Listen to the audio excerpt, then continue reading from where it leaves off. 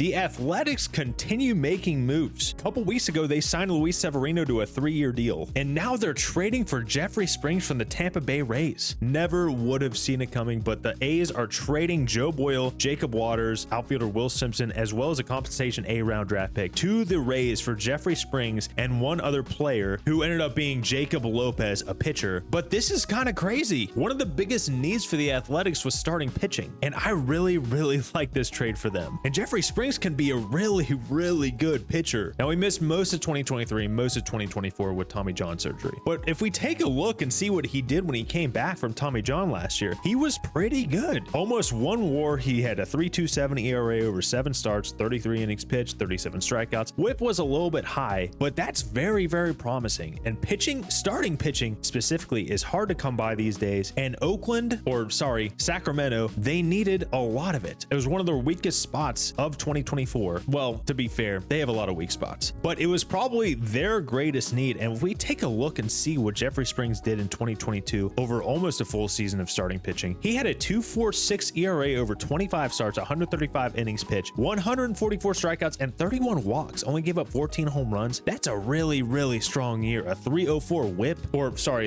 FIP, a 1.07 whip. That's extremely good. Now the question is, will he be that effective away from Tampa Bay, away from their pitching lab over in Sacramento? If he can, or even come close to what he did that year, maybe he'd perform similarly to how he finished 2024. That is a very good pickup for the Athletics. Jacob Lopez was the other pitcher being sent from the Rays. He's not really much to write home about. 22 innings pitched at the major league level. In the minors, he wasn't amazing. He did have a really strong 2023 over 107 innings, 2.68 ERA, 24 starts, strikes out a decent amount of players, but he hasn't really performed any at the major league level, so it's hard to tell what we're going to get out of him. But I do really like what the Rays got in this return. I really kind of like what the Rays got with Joe Boyle. Yes, he had a terrible year last year. ERA over 6, a WAR of -0.5 over 47 innings, a whip at 1.72. Yeah, that's pretty rough. He showed a little bit of promise in 2023. Of course, it was a very small sample size. 3 games started, 1.69 ERA over 16 innings, 15 strikeouts, FIP of 3.13, a whip under 1. That's kind of impressive. I know it's a very short sample size, but in those 3 games started, 0.6 WAR. And yes, this is a pretty rough year for him in 2024. But if we take a look at what's under the hood, there is some potential there. Yes, there's a lot of blue up here, but when we take a look at the red right here, expected batting average is 215. That's 81st percentile. That's really good. He has a very good fastball, 96th percentile in velocity. Average exit velocity is really good. He struggles at getting players to chase, but he gets a high whiff rate. This is the bad thing right here. The very bad thing is the 1st percentile in walks. That is really bad, but he does miss barrels. And let's think about who he's getting traded to. The Tampa Bay Rays. They have a pitching lab back there. I don't know what kind of black magic they use, but they take just, mediocre to bad pitchers and they turn them into studs. So I would bet some money, not all of it, but a decent amount, that they see something with Joe Boyle and can harness that with whatever they got going on back in that laboratory they got. Let's go back to Jeffrey Springs and see what they did with him. He was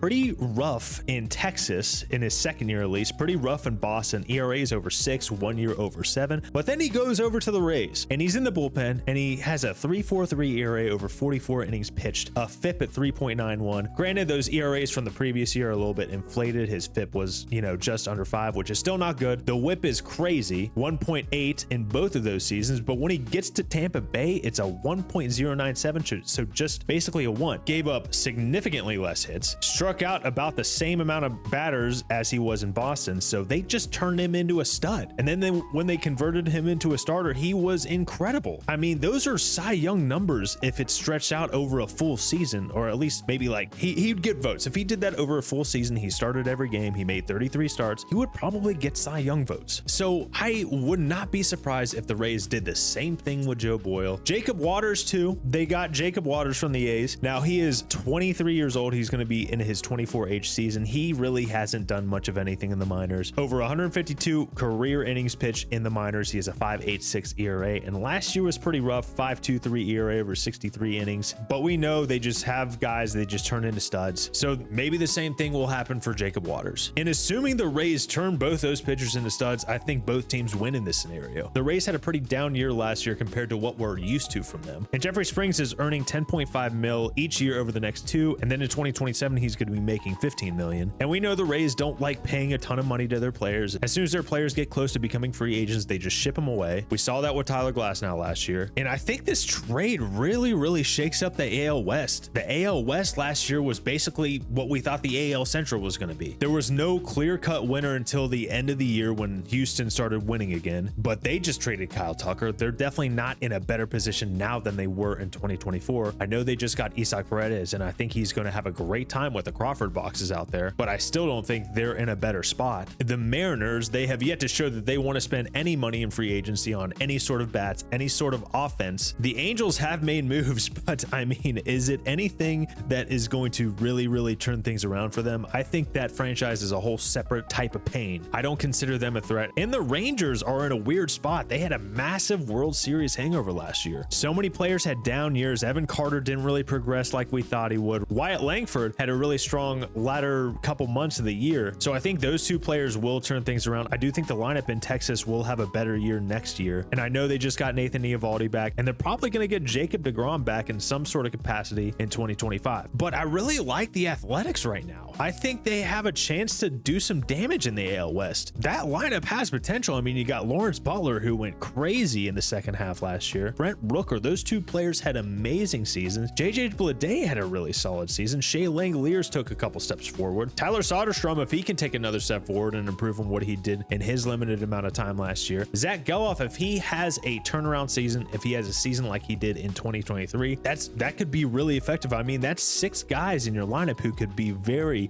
good. We've seen some success with Seth Brown. He could have a little bit of a resurgence. I'm not really banking on that. You got Jacob Wilson, who's their top prospect, if he can live up to expectations. I think it's a really solid team, and I think they do kind of pose a threat in the AL West. And I didn't think I'd be saying this a couple weeks ago, but they finished 31-31 in the second half in 2024. It's possible, and they are in a better spot now than they would be without signing Luis Severino, without getting Jeffrey Springs. And I've heard they've talked about maybe making Mason Miller a starter again. If he stays healthy, I mean, he's one of the most electric arms in baseball. So if that is the case, a top 3 of Severino, Springs, if healthy and effective, and Mason Miller, that's a decent top 3. Now, I do think they need some work in the bullpen, especially if you take Mason Miller out of the closer role. I do think the back of the rotation with JP Sears and Joey Estes, I think that is a little bit of a rough couple starters. And if you're taking Mason Miller out of the closer role, you obviously have to add something to the bullpen. But I really like what the Athletics are doing. I have to mention this before I end the video. It is a slap in the face. Why couldn't they do this when they were in Oakland, when they were still in the Coliseum? It's a very big slap in the face. So I understand if Athletics fans are a little bit pissed off right now. You should be like, why couldn't you do this last year, the last couple years? There was nothing stopping John Fisher from doing this. So that is very upsetting, but it's hard not to be excited about this team and how they can play next year. But anyway, let me know what you think about the trade in the comments. I'm trying to get better at these types of videos, trying to get better at ranting. Let me know what I can do to improve on these types of videos. And if you like the video, make sure to hit that like, subscribe for more content, and I'm going to try to do more of this. I'm going to try to get better at these. So I hope I have you along for the future. Take care.